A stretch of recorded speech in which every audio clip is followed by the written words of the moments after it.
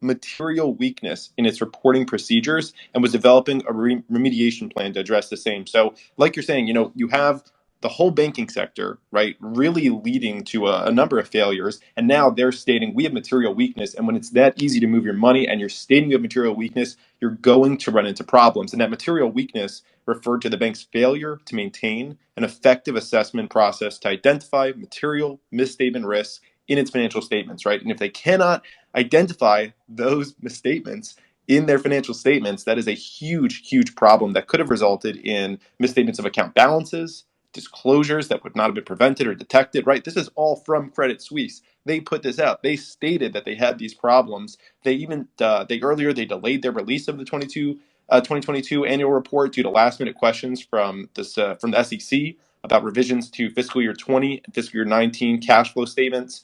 They have had just a series of problems here that have really shown the public that they cannot be trusted, right? And that their reporting standards are just not up to the ways of others, which is just insane when you think Um, about it, that they were considered one of these I agree with you on banks all that that, Wolf. I were think extremely that that's important detail. But, I think the underscoring point that I'm trying to make is that Credit Suisse had its problems, Silicon Valley Bank had its problems, Signature Bank had its problems. But the silver bullet for all of them was deposit outflows.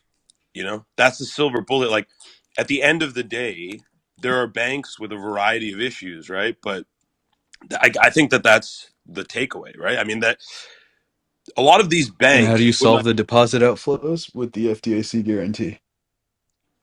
but Jay, you really think that just making the FDIC guarantee unlimited, you just quell this instantly? It solves almost everything overnight So, but why do you not think that that message was transmitted effectively when? because And I mean, Congress I needs know to that you're pass making. it. It may not pass. No, no, no. I don't mean that it may not pass. I'm saying when the FDIC came in and fully guaranteed all deposits at SIVB and at Signature, why do you not think that that message was at least maybe partially transmitted to the public via that policy decision rather Because than just outright? it wasn't relevant. I mean, there are 4,900 banks, and there are congressional hearings about this. If you guys listened in, there was a senator from the Midwest that was commenting about banks in Oklahoma, and the way that Yellen addressed that was by saying, the FDIC, we have to vote, and I have to vote, and we have to agree, right? And so there's a lot of uncertainty when it comes to small business lending and smaller banks on which banks will actually get the guarantee and which won't. Now, that's I don't think it's fair to say that you can just assume that deposits are going to be guaranteed across the system until they actually put it out there.